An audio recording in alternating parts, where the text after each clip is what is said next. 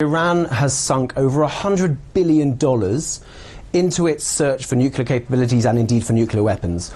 And let's look at who Fakhrizadeh was. He was a weapons specialist, a nuclear weapons specialist. The only person that the Iranian regime wouldn't allow to speak to the IAEA was Mr. Fakhrizadeh, who was the weapons specialist who was developing the mass murder capabilities of the Iranian regime.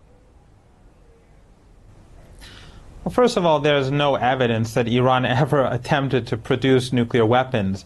The IAEA has been deeply involved in Iran's nuclear program, and after the nuclear deal, the most intrusive inspections in the world have been carried out in Iran for years, and there's never been any evidence that Iran made such an attempt. In fact, Iran, which has the most advanced military technology in the region, and we've seen that how it has been used against the American al-Assad base, if Iran, which has that technological capability, if they wanted to produce a nuclear weapon, they would have done so years ago. The only regime that has nuclear weapons in this region, with the support and help of the United States, is the apartheid regime in Palestine. And the nonsense about Iran spending $100 billion on developing nuclear weapons, obviously such a person doesn't even know what $100 billion means. And of course, the reason why the IAEA was not allowed to speak to the scientist is because that he was the deputy.